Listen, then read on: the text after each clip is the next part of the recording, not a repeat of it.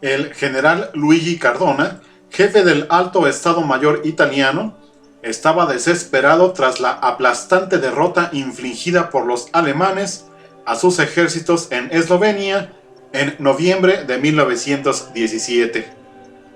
Se hallaba sentado en su tienda de campaña, con el revólver en la mano, pensando en suicidarse.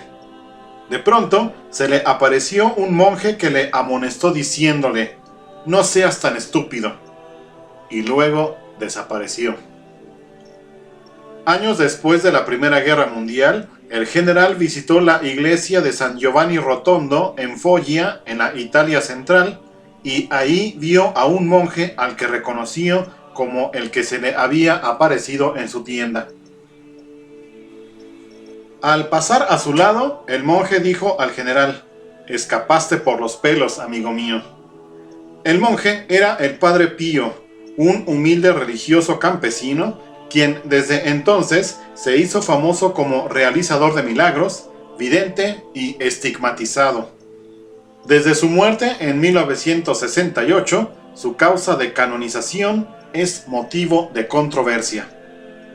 Nacido en 1887 en la aldea de Pietrelcina, cercana a Benevento, el padre Pío, hijo de un pobre campesino, ingresó en un monasterio capuchino a la edad de 17 años.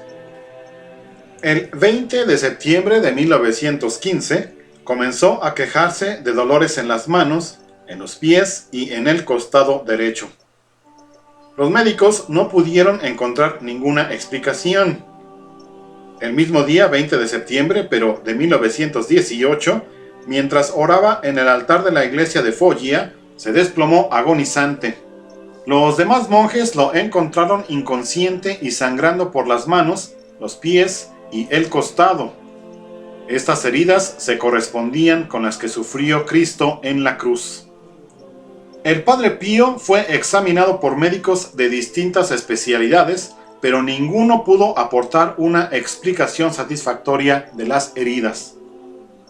Estas, llamadas estigmas, han aparecido al parecer involuntariamente en cierto número de personas durante la era cristiana y han sido consideradas como marca de santidad. Las manifestaciones más comunes son las hemorragias de manos y pies y de los costados derecho o izquierdo. Las magulladuras de los hombros corresponden al tormento de transportar la cruz, mientras que la sangre de las cejas se asemeja notablemente a la producida por la corona de espinas. Otros estigmatizados han sentido la rozadura de las cuerdas que sujetaron a Cristo a la cruz, mientras que otros han sido marcados por los cardenales de los azotes. El padre Pío jamás trató de aprovecharse del extraño fenómeno de su estigma e hizo cuanto pudo para evitar la publicidad o notoriedad pública, hasta el punto de cubrirse las manos ante la gente. Sin embargo, de todo el mundo llegaron donativos para él y para su convento. En 1956 se inauguró en Foggia un hospital que costó más de $2 millones, totalmente sufragados por las donaciones de sus devotos. Pietrelcina, pueblo natal del padre Pío, comenzó también a prosperar ante la creciente llegada de peregrinos a su lugar de nacimiento. En 2 ocasiones fue suspendido de sus deberes por el Vaticano, a causa sobre todo del dinero que le enviaban. Finalmente, el padre fue dispensado del voto de pobreza y su fama de vidente continuó propagándose intensamente por todas partes. El 20 de enero de 1936, el padre Pío se aproximó a 3 hombres que visitaban el convento y les dijo: «Recen conmigo por un alma que pronto aparecerá ante el tribunal de Dios». Obedecieron y el padre les confió después que habían estado rezando por el rey Jorge V de Inglaterra, fallecido mientras oraban. En la década de los años 20, Monseñor Damiani, de Salto, Uruguay, conoció al padre Pío y quedó tan impresionado que afirmó que desearía morir en presencia suya.